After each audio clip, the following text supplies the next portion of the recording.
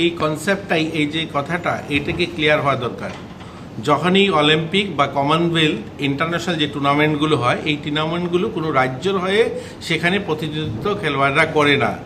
খেলোয়াড়রা সেখানে ভারতীয় দলের হয়ে যায়, সেটা কমনওয়েলথে হোক, আর সেটা অলিম্পিকে হোক, আর সেটা এশিয়ান গেমস হোক, সেটা ভারতের হয়ে প্রতিনিধিত্ব করে। দীপা কর্মকার ভারতের খেলোয়াড় হিসাবে সেখানে প্রতিনিধিত্ব করেছে। এটা ফেডারেল স্ট্রাকচার দেশ, আমাদের অনেকগুলো ছোট ছোট রাজ্য মিলে ভারত, এই ভারতের হয়ে তারা প্রতিনিধিত্ব করেছে। আজ দীপা কর্মকার হোক আর আমাদের অস্মিতা হোক, তারা ভারতের হয়ে প্রতিনিধিত্ব করেছে।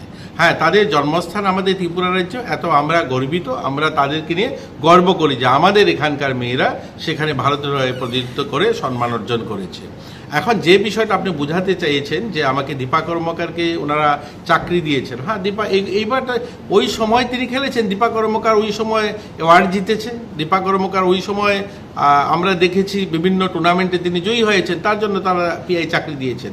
দীপা কর্মকার 2018 পরেও অনেকগুলো টুর্নামেন্টে মেডেল জিতেছে। আমরা ওনারা দীপা কর্মকারকে ডেপুটি ডাইরেক্টরে তিনি অ্যাপয়েন্টমেন্ট দিয়েছেন, আমরা জয়েন্ট ডাইরেক্টর করেছি, তো প্রমোশন হয়েছে। এটা তো একটা লেগেসি। একটা গভর্নমেন্ট যেগুলো ছেড়ে যায় তাকে এগিয়ে নিয়ে যাওয়ার কাজ হচ্ছে নতুন গভর্নমেন্ট যারা এসে। আমি বলছি না আমরা অস্মিতাকে সব কিছু আমরা করে দিয়েছি। হ্যাঁ, অস্মিতা ছোট বাচ্চা মেয়ে হিসাবে ক্লাস 4-এ আমাদের এখানে স্পোর্টস স্কুলে এডমিশন নিয়েছে, তখন কমিউনিস্ট গভর্নমেন্ট ছিল। কিন্তু ক্রমশ এসে বিভিন্ন টুর্নামেন্টে যখন জয়ী হতে শুরু করে, এগুলো 2018-তে এসে, যেহেতু এখন তার খেলার বয়স, এখন সে বিভিন্ন টুর্নামেন্টে বাইরে এসে অংশগ্রহণ করছে। আর দ্বিতীয়ত হলো সে বাইরে কেন, বাইরে এরকম নয়, দীপা কর্মকারও বাইরে প্রশিক্ষণ নিয়েছে। প্রশিক্ষণের জন্য, ভালো কোচিংয়ের জন্য এক্সেলেন্স সেন্টারে যেতেই হবে। আমাদের যে বাধারঘাটে যেখানে স্পোর্টস স্কুল, এটা আমরা করেছি বলিনি, এটা তখনকার যিনি মুখ্যমন্ত্রীর নামে, দশরথ দেবের নামে সেই স্পোর্টস কমপ্লেক্স কমিউনিস্টের আমলে শুরু হয়েছে। কিন্তু সেখানে আমাদের খেলো ইন্ডিয়া, যে প্রধানমন্ত্রীজি যে নতুন খেলো ইন্ডিয়া স্কিম শুরু করেছেন, সেই স্কিমে সেখানে খেলো ইন্ডিয়া সেন্টার রয়েছে, এক্সেলেন্স সেন্টার রয়েছে। সেখানে যখন আমরা ভালো প্রতিভান ছেলে মেয়ে যারা রয়েছে তাদেরকে আরও ভালো সেন্টারে পাঠানোর জন্য, শাহী সেন্টার যেমন ভোপালে রয়েছে, সেখানে আমরা পাঠিয়ে থাকি। সেরকমই আমরা অস্মিতাকে সেখানে পাঠিয়েছি যে আরও উন্নত প্রশিক্ষণের জন্য। কিন্তু পরবর্তী সময় যেহেতু অনেকগুলো রাজ্য, যেমন হরিয়ানা বা আমাদের উত্তরপ্রদেশ, এইরকম অনেকগুলো রাজ্যে সেখানে কিছু পলিসি রয়েছে যে বিভিন্ন মেডেলিস্ট যারা, তাদেরকে তারা চাকরি দিতে পারে, তাদের চাকরি কোটা রয়েছে। কেন কমিউনিস্ট গভর্নমেন্ট তো কোটা করেনি। সেই দীপার কেসটা তো দেখুন, এইরকম বিভ্রান্ত করার জন্য আমি বলছি না। দীপাকে একটা ইন্ডিভিজুয়াল, একটা ব্যক্তিকে কেউ একটা চাকরি দিল, এর মানে এটা পলিসি তো নয় না। দীপাকে স্পেশাল ক্যাটাগরিতে একটা চাকরি দিয়ে দিয়েছে, সবাইকে তো দেওয়া যাবে না স্পেশাল ক্যাটাগরিতে। তো তারা যেহেতু কোনো ক্যাটাগরি তারা কোটা বানায়নি, কিন্তু সেটা আমরা আজ করছি। আজ যখন আমরা পিআই নিচ্ছি, আমরা তো এইভাবেই অ্যাডভার্টাইজমেন্ট করিয়েছি, আগে তো এগুলো ছিল না, যে আমরা বলেছি যারা মেডেলিস্ট, যারা আমাদের রাজ্য থেকে ইন্টারন্যাশনাল লেভেলে বা ন্যাশনাল লেভেলে যারা মেডেল পেয়েছে, গোল্ড মেডেল, সিলভার, তারা সকলেই পার্টিসিপেন্ট সেখানে করবে। এবং এটাও আমাদের পরিকল্পনা রয়েছে যে আমরাও চাকরির ক্ষেত্রে যেন কোটা নিয়ে আসতে পারি, তাদের জন্য রিজার্ভেশন সিট রিজার্ভ করতে পারি, সেটাও আমাদের পরিকল্পনা রয়েছে। এগুলো তারা করে যায়নি না। তো যেহেতু ওই সমস্ত রাজ্যে ফাইন্যান্সিয়ালি সাপোর্ট করার মতো তাদের পলিসি রয়েছে, এরকম নয় যে অস্মিতা সেখানে ডিউটি করছে পুলিশের, সেখানে অনারিয়াম তারা দিচ্ছে তাকে আরও উন্নত প্রশিক্ষণের জন্য। তো আমাদের রাজ্য থেকে এমনও তো নয় যে আর বাইরে যায়নি কেউ, এই কথাটা বিতর্কে যেতে চেয়েছিলাম না।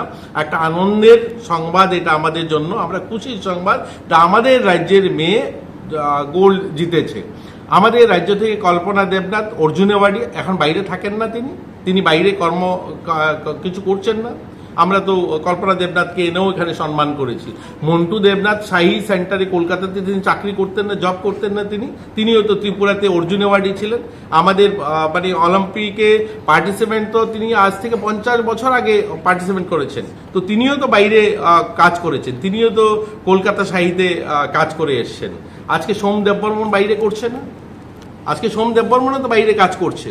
আজকে প্রতিষ্ঠা সামন্ত আমাদের রাজ্যের মেয়ে ভারত রেলেতে মানে সেখানে অনারিয়াম নিয়ে প্রশিক্ষণ নিচ্ছে না। তো এগুলো নিয়ে একটা কি বলবো, এগুলো হচ্ছে একটা দেউলিয়াপন, কোনো কিছু নেই পলিটিক্স করার মতো। কারণ এই সরকার আসার পরে আমরা ক্রীড়াতে এতগুলো কাজ করেছি, সেগুলো আজকের হয়তো এই আপনারা আমাকে জিজ্ঞাসা করছেন বলে শেষ হবে না। আমরা এসে মুখ্যমন্ত্রী ট্যালেন্ট সার্চ স্কিম শুরু করেছি, যে প্রতিভাবান ছেলে মেয়েদেরকে ফাইন্যান্সিয়ালি সাপোর্ট করা যায় তার জন্য স্কিম এসছে। আজকে আমরা তাদেরকে 5 লক্ষ টাকা পর্যন্ত সাহায্য করে থাকি। Gold medal, silver, bronze medal যারা জিতছে প্রতি বছর তাদেরকে আমরা ফাইন্যান্সিয়ালি সাপোর্ট করছি। আজকে তাদের জন্য ইন্স্যুরেন্সের ব্যবস্থা করেছি। আজকে পরিকাঠামো যেগুলো তৈরি হচ্ছে, অসংখ্য অগণিত পরিকাঠামো এই রাজ্যে স্পোর্টস তৈরি হয়েছে, এবং প্রত্যেকটা পরিকাঠামোকে আমরা তাদের নামে, খেলোয়াড়দেরকে নামে আমরা উৎসর্গিত করছি, সেগুলো তাদেরকে সম্মান জানানোর জন্য। এর আগে তো অনেক সরকার ছিল। প্রতুল ভট্টাচার্য, এখানে যারা মিডিয়াতে আমার এই সংবাদ আপনারা সংগ্রহ করছেন, আপনাদের সবার, আমি সহ ইনক্লুডিং, আমাদের জন্মের আগে প্রতুল ভট্টাচার্য এই উমাকান্তর ফুটবল মাঠে তিনি মারা গিয়েছেন ফুটবল ধরতে গিয়ে, গোলকিপার। আমরা এসে যখন আমরা বাজারঘাটে মাঠ হয়েছে, সেই প্রতুল ভট্টাচার্যের নামে মাঠ উৎসর্গিত করেছি। কেন এই 50 বছর কেন লাগলো এই প্রতুল ভট্টাচার্যকে সম্মান করতে? কেন সেখানে করেননি তো আপনারা? আমরা এসে সেই মাঠ করেছি প্রতুল ভট্টাচার্যের নামে। স্বদেশপ্রিয় নন্দী আমাদের রাজ্যের থেকে হকি কোচ ছিলেন, ভালো কোচ ছিলেন, সুনামধন্য, ভারতীয় দলে কোচের কাজ করেছেন, কিন্তু কই ওনাকে তো সম্মান জানাননি। আমরা এসে ওনার নামে মাঠ করে দিয়েছি, স্বদেশপ্রিয় নন্দী মাঠ করেছি। দেবভক্তি জমাতিয়া অ্যাথলেটিক প্লেয়ার ছিলেন, ভালো সুনামধন্য প্লেয়ার ছিলেন, কোথায় ওনার নামে তো কিছু করেনি। আমরা এসে অ্যাথলেটিক ট্র্যাক করে দিয়েছি। আজকে আমরা মধুসূদন সাহা কোচ ছিলেন, আমরা ওনার নামে যুব আবাস করে দিয়েছি। এরকম অসংখ্য অগণিত বললে শেষ হবে না যে এই সরকার আসার পর আমরা খেলোয়াড়দের জন্য করছি। আর অস্মিতাও নিশ্চয়ই ভারতে এসে গেছেন, আমাদের রাজ্যে এসলে আমরা তাকে সম্মান জানানো, যা যা করণীয় সেটা আমরা করব। আর এরকম নয়, আপনাদের বলতে আমার খুশি হচ্ছে যে অস্মিতা আজকে হয়তো এই জায়গায় পৌঁছেছে। এই জায়গায় পৌঁছানোর আগেও আমরা অনেকবার তার প্রতিভা, তার যে ট্যালেন্ট, তাকে সম্মান জানিয়ে অনেকবার আমরা, আমাদের মাননীয় মুখ্যমন্ত্রী যখন স্পোর্টস কাউন্সিলের সেক্রেটারি ছিলেন তখনও তিনি সম্মান জানিয়েছেন।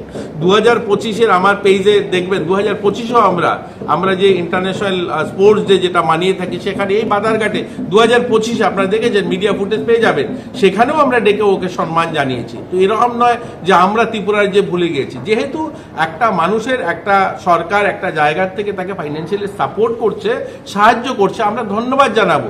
আর এরকম না ক্যারল করেনি, অস্মিতাকে ক্যারল নিয়ে তখনকার সময় কংগ্রেস বা সিপিএম এ গভর্নমেন্ট করেনি, সেটাও বিজেপি গভর্নমেন্টের, সেখানেও যোগী আদিত্যনাথজি বিজেপি গভর্নমেন্টেই তাকে সাহায্য করছে, ফাইন্যান্সিয়াল সাপোর্ট করছে। তো যাই হোক, তো আমরা খুশি যে এরকম অস্মিতা যে মেডেল জিতেছে। আমরা আশাবাদী আগামী দিনে আমাদের রাজ্য থেকে আরও ছেলে মেয়েরা এই জায়গায় পৌঁছাবে। স্বাদে ভরা ঘিয়ের সুবাস লংতরায়, কি ভালো খেতে।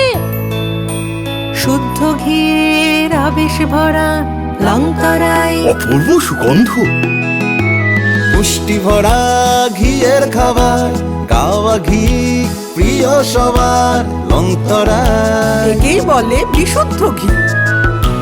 বিশুদ্ধ ঘি নাম মনে রেখো লংতরায়। লংতরাই ঘি রোজ খাবারে তোমাকে চাই। লংতরায়, লংতরায়।